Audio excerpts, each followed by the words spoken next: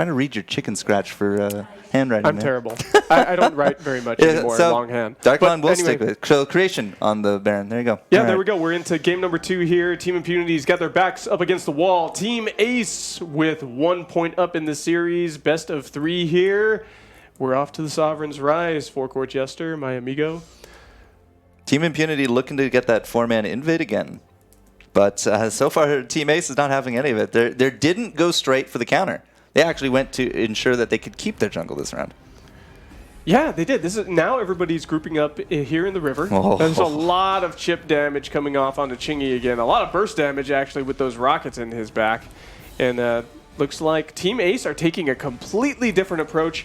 They must have been feeling out the game last time to see how Team Impunity was going to react, and now they're going full aggression. Well, they stole out the blue, goes over to Shauna, who will very easily take it right there. That clam, though, from Tassa, the fishy friends. Oh, man. Fish food. Yeah, that 3-man stun was really good. It's pretty disgusting. Yeah, and you can see, like, nobody's even kind of recovered from that yet. Like, Lance is still going up the top lane after he went and recovered. Anka just hit her own jungle. So Lorelei on Tassa, not the captain. It will actually be Darklon on that captain, Adagio. We only saw that, I think, twice yesterday out of all the games that we had. Yeah, and if look at Sanfeng, this is a sweet box now on the Sanfeng. So he's going top lane now. So he's going to be going weapon power. He's got himself that book of eulogies there. Of course, he's going to be going full tank first. Because, we hope. Yeah, no, he will be. I'm sure that's the way Team Ace has got to be playing, unless they're just so dang confident they can do whatever they want with this Sanfeng and just still annihilate. What's up, Kestrel? I love Kestrel. Hey, she made her appearance here once again. But we've got 2v1 pressure here in the bot lane. Roasty Me Toasty, Quartervaw, putting a little bit of pressure on Sweetbox there. Up in the top lane, it looks like we've got Creation. Excellent work, pushing up that wave really good up against Chingy's turret. And he's just going to keep doing damage. Dodges that impale, very nicely done, and Chingy could be going down. No, he's going to retreat under his turret. I was really curious to see if we were going to just see a jump in under that turret. It really was. Yeah. He could. No, he doesn't have enough energy to do it, actually. He's completely dry. Yeah, that's why it didn't happen. Yep. Tassa recalls back to base. But things are looking good for Team Ace right now. They have a larger lead than they did last game in their net worth. Right, because Impunity was very late to their rotations. They postured for that build-up, as a little bit of damage happens here, but looks like should be all right. Yeah, and then they got rebuffed, and then they couldn't go to the jungles because they got hit pretty hard, and then they all came late. So yeah, that left a lot of free farm there to the Team Ace. Look at this. Look at the bravery coming out of Team Ace. Fish Food stuns up Quartervaw right there. He is so low. Another steal on the blue buff right there. And takes the backs. This time they're taking those double bears right there. Tassa and Darklon grabbing those things, stealing away the jungle camps from Impunity. Tassa basically makes this super easy with that clam coming up out of it, right? Has a crystal bit to go with that. On top of the Stormguard banner, it's AoE, it does damage, leaves that pool. It's fantastic, yeah. Did Creation pick that up? He did indeed. He got that barrier tree in for Chingy's sure. getting nothing, man. 14 CS. Sweetbox basically edging it out by 3, but Creation. Like, this could be a Hundor situation, like same as yesterday. Sweetbox has been level 4 for a while. Chingy has been starved out, just barely hit level 4 as we were talking. So Sweetbox, well, as I said, just edge out a little bit better. But feels bad. Tier 3 boots for the Celeste. First item pickup there for Shauna. Triple bits there as well. Just going to rush back down to the mid lane. It looks like, yeah, both those. Poor Chingy. Yeah, poor Chingy. Look at that, man. He's getting bullied right now by Creation so easily. Here comes the gank. Yep, there's a gank on the def Q. Kind of ran up to his face before doing anything. Yeah, he was like, oh, am I in Baron's face right now? Maybe I should do something. Are we going to put down a scout cam? No, don't care. That's fine. It was a little surprising because it did look like Creation walk right into that. Could have been a very different situation. Yeah, it did, but that's how good Team Ace is right now. Impunity does not seem to have what it takes to do anything against them. Double jump jets, I thought they were going to hit Chingy right there, but they did not get launched. And now it's a 3-man rotation up Fish food is down. Yep, Darklon can empower Baron on this one. Yep, yeah, he very well could. Give him that Agent of Wrath right there. They are pushing this turret so hard right now. The jungle shops are barely spawning, and look at that. That thing gets taken out within 5 seconds of it happening. Creation has a good chunk of cash, upgrades his items, makes this rotation pretty easy. Def Q just really wants to have a blue, man. But again, Team Ace is like feels very much like the rotations that we were expecting in game number 1. You know what? So yeah, this is what we were expecting. But I feel like Team Ace, when I was talking to Sweetly in our email interview, well, look at this right here. Sweetbox throwing out that Dragon's Fist. Dodge. Oh, Master's Lesson while the turret is falling. And despite that happening, he's still stunning Roasty Me Toasty up, using that heroic perk of his Iron Soul to keep himself alive. He's going to do it. No, he falls. But what a distraction. 3v1 situation. We still have Sanfang survive for so long. I feel like that whole fight was a metaphor for every team that goes against Team Ace. It was. So close, but not even really close at all. It takes 3 members to kill the tankiest guy on the team. Oh, man. It's crazy. But I was going to say really quickly that with our interview with Sui Lee, he was telling the impression that he gave me is that they have a playbook for every situation. Shauna. Okay, cameraman. Yes. I want to see what's happening in bot lane. Quartervoss down 500 health down there. Still taking chip damage. 200. Yep. They're diving. Yep. Quartervoss down to he was down to less than 300, but he's going to have to recall right there, get himself out of that situation, and he survives. Still 1-1 right now for the kills. This is Radio Free Rise, brought to you by WESG. Radio Free Rise, as opposed to Radio Free Zerg. Oh, I'm glad you got the reference, but yeah, I don't know. Like Quartervoss, I don't know. Like, as soon as I saw Shauna just hit those boots and chase, I don't know why we decided to look elsewhere, but whatever. Quartervoss lived. We got the push. Team Ace was able to get double blue, turn that into the pressure into the bottom lane, picks up that next objective, furthers the gold lead 2,500. It's like clockwork right now. It's totally clockwork. I wouldn't be surprised if we saw another game ending in about, 16 to 17 minutes. We're halfway there. Yeah, 7 minutes in, yeah. Could actually be the halfway mark. That's scary to think about, Mr. Sean. This is what I'm wondering. Could they finish this game before Black Claw comes out? Probably not. You know, they probably want to use Black Claw to effectively push. But it's possible if they get really aggressive. Okay, something that we really have to point out. Quartervoss has 8 CS. Almost 8 minutes into the game.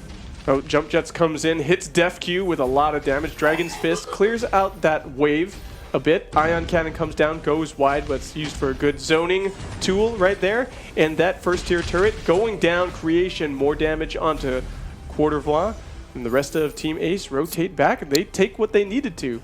All right, mid lane, Def Q trails 5 CS. Roasty Me Toasty versus Sweetbox. Actually, Roasty kind of ahead just by a few. Quartervoss versus Tassa, 8-31. Tassa has been making rotations, is helping get kills. Hold on, Chingy, Verse of Judgment hits him with a lot of damage, and he's taken out by that Baron. Creation, Jump Jet damage to the max. That verse was so on point. Oh, hello. So on point. I'm going to come in with Blood for Blood and not do anything to Creation. That was like 0 Look damage. at the return. Look at the return. Yeah, Quartervoss just getting annihilated. Def oh my Q. goodness. Yep. Look at that. Shauna hit the Solar Storm onto the turret. Didn't seem to do too much. Barrier was coming up. Gauntlet comes down. Def Q has them all trapped. Or is it the other way around? Is Def Q trapped in there with the Baron and the Rockets? Creation, though, does get taken out by Quartervoss. Gets himself a kill right there. And it looks like Darklon's going to rotate away. A small victory for Impunity in that matchup. I think 2 more shots from Baron actually would have netted a double kill. It just didn't happen. Darklon tried his best to keep him going, and again, gave him a lot of good props there. What the heck happened in the mid lane? Kinetic is basically donezo here, and not only are we missing that mid turret, but that second tier turret is on its last legs as well, Sean. So Team Ace was busy during that kind of attempted gank into the top. They got a kill, sure, fine, but losing out almost a tier 2 turret at 9 minutes in, that puts Team Ace in a really good spot if a Black Claw does come to life. Yep, very true. 2.5 minutes until that happens. And if you look at the net worth right now, we're up 4,000 gold for Team Ace. And that's because exactly what you were talking about, Courtevoix has not been doing any work to farm up there in the jungle. He doesn't have a jungle to farm. Yeah, because Ace keeps stealing it away. Once again, the CP Treant goes over to Tassa. Yeah, Tassa picks up CP quite a bit. We actually had Shauna going back-to-back form a little bit there as well, but their own should be spawning here momentarily, and then Shauna can pick that one up. We also got both weapon buffs here for Team Ace on top of things, and just securing the kill with the zoning orbital cannon right there. Like, Baron picks up now second item 10 minutes in with tier 2 boots. Yep, he's got that Sarblade Tension Bow combination right there. It looks like he could be going for, well, it's too early to tell, but likely he's going to be going for a Tornado trigger later on, so he can go ahead and get those auto attacks out a lot faster, which makes a lot of sense. DefQ is the only one with, sorry, not DefQ, Shauna is the only one with tier 3 boots. That's a little different than the norm. Yeah, oh, well, look at that stun up right there. And a Courtevoix, DefQ, Sweetbox actually, yeah, gets that Dragon's Fist off. Zones them out, and Team Impunity knows this is happening. There's no vision, though. There's no vision, but they've got a clue. They've got a clue this is happening right there. DefQ does get that stun off on the Dark Lawn. Creation goes in, but the dip into the shadows there gets DefQ nice and safe, and Ghostwing picked up by Team Ace once again. So they might not have gotten kills, but again, like, Team Ace just puts up such a front. They're looking for a kill. Courtevoix is in the sights here. Yep, he's in the sights, but he's rotating away. They're just stealing out these gold oaks. Roasty Me Toasty can't do anything about it. There's no way that Courtevoix can keep his own jungle safe. And the weapon power Treant, now it's going over to Creation. Roasty Me Toasty, a lot of damage! 900 burst damage right there. The Ion Cannon misses by just a sliver right there. And this bot lane turret is getting bursted down so fast, it's making my head spin. That was a big empowerment on top of that there as well. So you saw the Adagio throw down the empowerment, and then boom, boom, hit, no problem. We did actually have a few results there from Impunity because they were split pushing to the top lane. The Lance was able to pick up that turret during all of that, but it does not compare to the gains that Ace did just pick up, because we're now sitting 6,000 gold and counting between these teams. We could have Chingy go up there, push a turret, that's fine, they take it.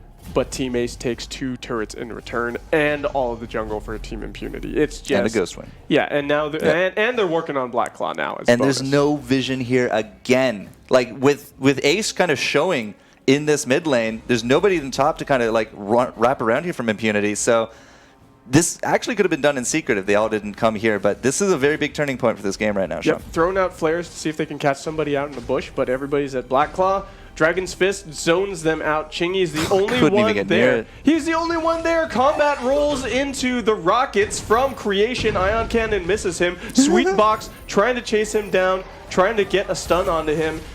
Dragon's Fist goes wide, but those double... Oh my goodness, the Solar Storm catches him with the tip of the stars. And remember that turret that was sitting on like its last legs right there? It's already done. So not only do we have Team Ace pushing in with a 5v4 advantage, money in their pockets, and a very healthy Black Claw to go through, this could actually be game right here. Yep, Chingy is dead. He's been dead for a while now. Courtevoix is half dead, getting hit in the face by 2 double rockets from Baron. Sweetbox is absorbing all the damage, all of the stuns and slows from the Vein Crystal. Here comes Chingy. Yeah. Chingy's back into the fight. This thing has been going on for so long with this push. Sweetbox still getting hit by the Vein Crystal. Chingy's almost dead once again. DefQ, he's about down to half health. Creation, oh man, he's still just double rocketing everywhere. Takes out the Roasty Me Toasty over there. Black Claw is pushing. Vein Crystal's half dead. Everybody's low on health, but you know what? It's an ace for Team Ace once again, and it's rinse and repeat, but a little bit faster this time. And in 14 minutes, they take the game 2-10 with the kills, and it was a clean series for Team Ace. Poor Impunity, that looks so defeated. They will still have a chance to put themselves into a third place position, go home with 15,000 US, but we'll see that towards the end of the stream tonight, as they will take on the loser of our next matchup of NA versus EU. Again, I'm not really convinced that this was an unexpected outcome. Sean Estino, Team Ace, just at the top of Vainglory, and they're really proving it here again. Still undefeated when it comes to series. Yeah, it's fantastic to see this kind of high-level gameplay right here. We have seen, Team Slide, they went undefeated